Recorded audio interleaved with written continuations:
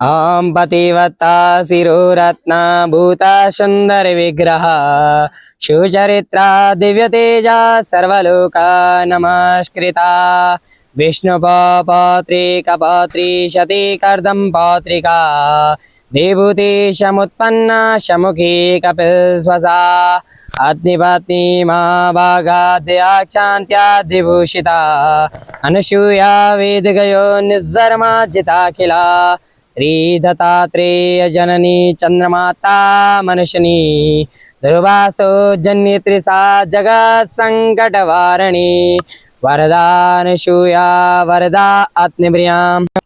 मैं पुजारी माता अनुसूया अभिषेक सेमुआल। सप्तयुग में माता जी और अत्रि मुनि जी यहाँ पे तपस्या के लिए आए थे। कहा जाता है कि उस टाइम पे माता जी और अत्रि मुनि जी को पुत्र नहीं था, तो अत्रि मुनि जी ऐसा पुत्र चाह रहे थे जो तीनों ही लोकों में सर्वश्रेष्ठ पुत्र हो, यानी कि जो लोक कल्याण के लिए सर्वश्रेष्ठ हो, है ना। तो माता जी और अत्रि मुनि जब यहाँ पे आए तो माता जी जो थी वो पतिव्रता थी और अत्रि मुनि जी ऐसा पुत्र चाह रहे थे कि वो सर्वश्रेष्ठ हो, है ना। तो जब वो यहाँ पे आए तो माता जी दिन भर अपने पति जी की सेवा कर रही थी, तो इसलिए उनका मन यहाँ पे नहीं लग पाया अत्रि ऋषि जी का। तो यहाँ से 1.5 किलोमीटर आगे चले गए। यहाँ पे कहा जाता है कि अत्रि गुफा है जहाँ पे, है ना। विश्व में एकमात्र ऐसी जगह है जहाँ पे गंगा माता की परिक्रमा की जाती है। बाकी आपको कहीं भी गंगा माता की परिक्रमा का वर्णन नहीं मिलेगा, है ना। तो फिर माता जी यहाँ से अपने पति जी का स्मरण करती रही, नाम स्मरण करती रही। तो ऐसे ही नारद जी भ्रमण कर रहे थे, तो उन्होंने देखा यहाँ पे कि ये तेज कहाँ से आ रहा है ना। तो यहाँ पे आए, उन्होंने देखा कि माता जी जो है वो अपने पति जी का नाम स्मरण कर रही है ना। तो वो यहाँ से चले जाते हैं और तो वहाँ पे तीनों ही देवियाँ आपस में लड़ रही थी कि हम ही सर्वश्रेष्ठ पतिव्रता हैं। तो नारद जी ने जब ये बात सुनी तो वो उनके पास चले गए, तीनों देवियों के पास चले गए और बोला कि आप तीनों से भी सर्वश्रेष्ठ एक है। जब तीनों देवियों ने ये बात सुनी तो तीनों ही देवियाँ क्रोधित हो गई, क्योंकि हाँ उन्होंने ये सोचा था कि हम ही जगत करता की विवियाँ, हमसे श्रेष्ठ कोई भी नहीं हो सकता है ना। तो फिर नारद जी ने बताया कि भूलोक पे अत्रि ऋषि जी की पत्नी अनुसूया जी है। तो तब तीनों देवियाँ इतनी ज़्यादा क्रोधित हो गई कि वो अपने पतियों के पास चले गई और बोला कि अपने पतियों से बोला कि आप जाइएगा और अनुसूया जी का पतिव्रता धर्म को भंग कर दीजिएगा। तो तब तीनों ही देव ऋषि मुनि भीष्म यहाँ पे आते हैं और माता जी से भिक्षा मांगते हैं। तो माता जी जैसी भिक्षा देने बैठ जाती है, वैसी तीनों ऋषि माता जी के सम्मुख एक प्रस्ताव रख देते हैं कि हम भोजन तभी करेंगे जब आप निर्वस्त्र हो जाएंगे।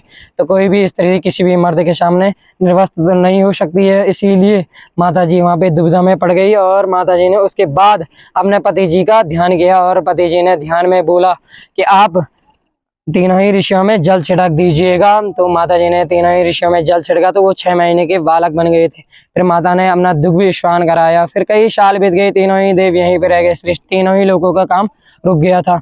तो तब सभी देवी देवता तीनों देवियों के पास जाती हैं और बोलते हैं कि तीनों देव कहाँ गए, सृष्टि तीनों ही लोगों का काम रुक गया है।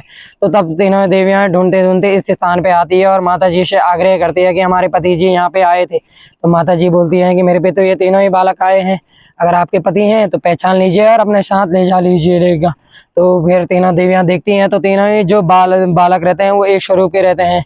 तो तीनों देवियाँ नहीं पहचान पाती हैं, तो वो माता जी से क्षमा मांगती हैं और बोलती हैं कि आप ही इस संसार में सर्वश्रेष्ठ पतिव्रता हो, है ना।